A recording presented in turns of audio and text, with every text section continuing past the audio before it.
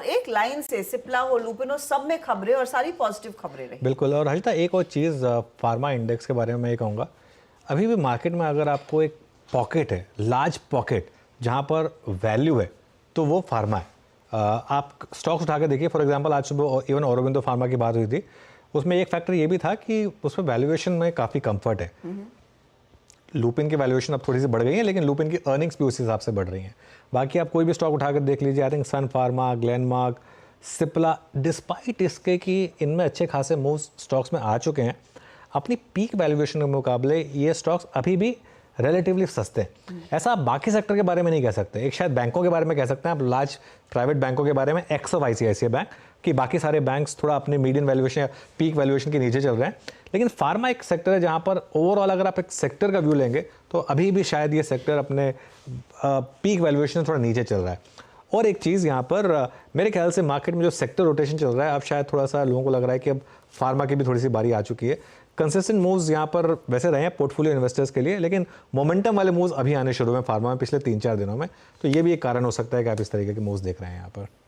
काफी interesting play देखा गया है पूरे फार्मा स्पेस में। ये शरद जी, बायबैक से पहले जो औरो फार्मा भागा है उसमें कुछ पोजीशन रखनी चाहिए क्या? और फिर बायबैक का जब प्राइस आए और वो लुक्रेटिव लगे तो अब सामने से दें स्टॉक को? कि जनरली जो बायबैक्स आ भी रहे हैं वो इतने छोटे क्वांटम के आते हैं कि इतना बड़ा कोई चेंज आपको पी आर्बिट्राज से मिलेगा ये मुझे उम्मीद नहीं है। तो वैल्यूएशन वाइज हो सकता है औरोबिंदो अभी भी ठीक है, बट हम लार्जली बड़े स्टॉक्स में हम डॉक्टर रेड्डी के साथ ही इन्वेस्टेड हैं, वो हम लोग को ठीक लगता है अभी भी पोस्ट एक्विजिशन भी। बट ये बाईबैक पे प्ले करना मतलब मोमेंटम के हिसाब से ठीक है, बट बाईबैक में शेयर देके आप कितने की आर्बिट्राज करेंगे, क्योंकि जनरली जो बाईबैक आ रहा है वो 2 से 5% मैक्सिमम इक्विटीज पे आ रहा है, तो उससे बहुत बड़ा कोई चेंज आपको आर्बिट्राज में मिलेगा नहीं एक्सेप्टेंस रेशियो वगैरह समझने के बाद।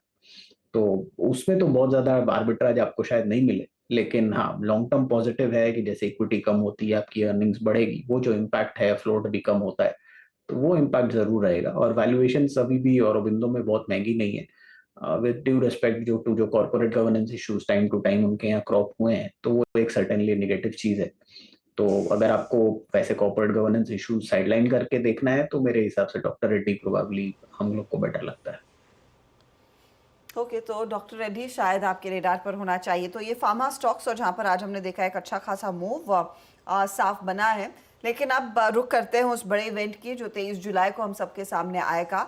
मैं बात कर रही हूँ बजट की, और बजट में देखिए निवेशकों को निराशा नहीं